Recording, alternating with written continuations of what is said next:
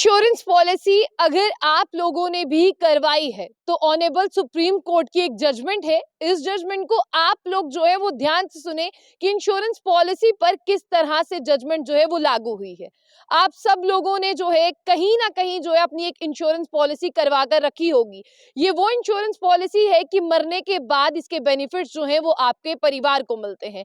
और 100 में से अगर आप 80% लोगों को देखें तो 80% लोगों ने ये पॉलिसी करवाई होगी कि उनके मरने के बाद जितने भी बेनिफिट्स हैं उनके परिवार को मिले।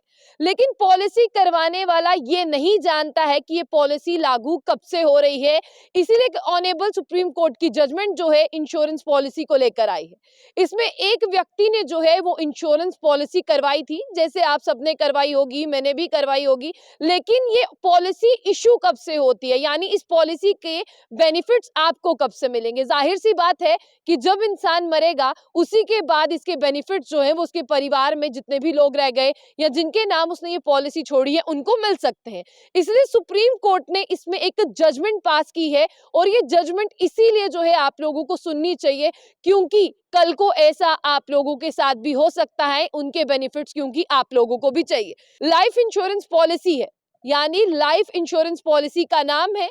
इसके ऊपर जो है आपको ये भी बता दें कि जो पॉलिसी का प्रीमियम आप लोग भरते हैं, आपको भी पता है कि जब आप एक एजेंट से सुनते हैं कि लाइफ इंश्योरेंस पॉलिसी को किस तरह से आपके परिवार को बेनिफिट्स मिलेंगे, कितने साल की ये पॉलिसी होगी, अगर बीच में आपके परिवार के सदस्यों को कुछ हो गया तो आपको कितना डबल पैसा मिलने वाला है और कितने % से मिलने वाला है।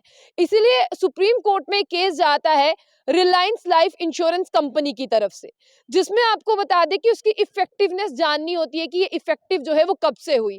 और आपको ये भी बता दें कि इसके साथ चैलेंज किया जाता है national consumer dispute redressal commission को। ये जो है वो चैलेंज किया जाता है इनको। और यहाँ पर रिलायंस लाइफ इंश्योरेंस कंपनी की जो 2 अपील्स हैं उनके ऊपर ये पूरा केस चलता है। और जब ये केस चलता है, पहले केस जो है वो इस पर तफ्तीश करता है कि इन्होंने प्रीमियम भरा या नहीं भरा।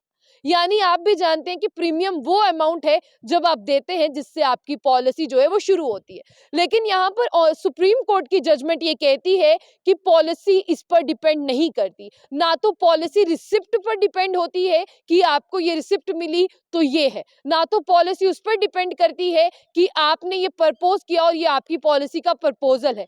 सिर्फ और सिर्फ आपकी पॉलिसी इस पर डिपेंड करती है कि आपने को पॉलिसी इशू कब हुई है। यानी यहाँ पर 3 चीजें हैं।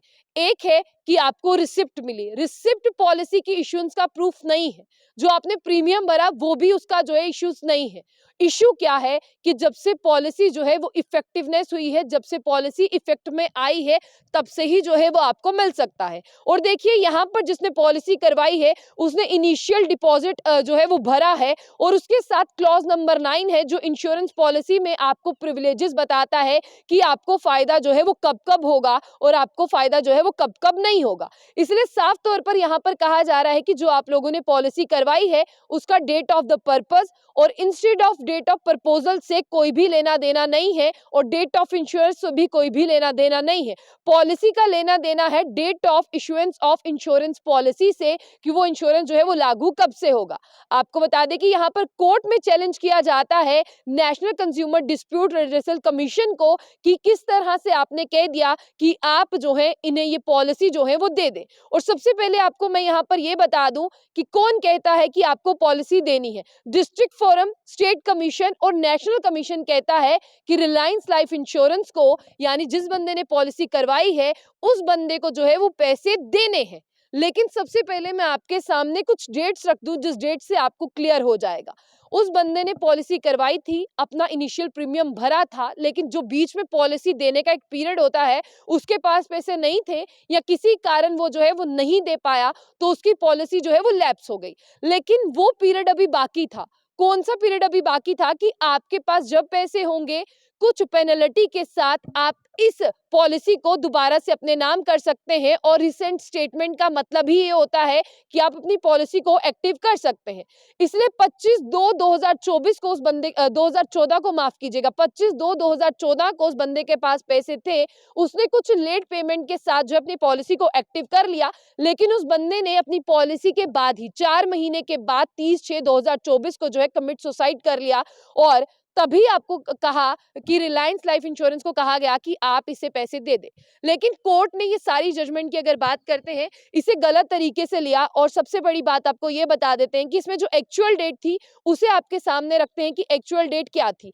एक्चुअल डेट थी कि उस बंदे को किस तरह से ये पॉलिसी जो है इफेक्ट में आएगी। फरवरी 25 2014 की अगर हम बात करें, उसने पॉलिसी को दोबारा से एक्टिव कराया। तो यहाँ पर जो है उस डेट को कोर्ट ने ऐड ही नहीं किया। इसीलिए कहा गया कि यहाँ पर आपको पैसे देने हैं, लेकिन जो डेट ऑफ इंश्योरेंस है पॉलिसी की वो बहुत जरूरी है। ना तो आप रिसिप्ट दिखा सकते हैं, ना प्रीमियम के रिसिप्ट दिखा सकते हैं, ना प्रपोजल दिखा सकते हैं। यहाँ पर सिर्फ डेट ऑफ इश्योरेंस होगा कि जब कमेंसमेंट डेट होगी कि यहाँ से आपकी पॉलिसी इश्यू हुई है। इसीलिए आप लोगों के लिए ये ऑनेबल सुप्रीम कोर्ट की जजमेंट इंपॉर्टेंट है कि डेट ऑफ इश्यू जब से आपकी पॉलिसी इफेक्टिवनेस में आई है, तभी से आपको जो है वो सारे बेनिफिट्स मिल रहे हैं। पॉलिसी तब से ही लागू हो रही है और एक ही 12 महीने के अंदर उस व्यक्ति ने सुसाइड किया। इसीलिए बिल्कुल बनता है कि उसे जो है पॉलिसी का पैसा देना है, उसके परिवार को सारे प्रिविलेजेस जो हैं वो देने हैं।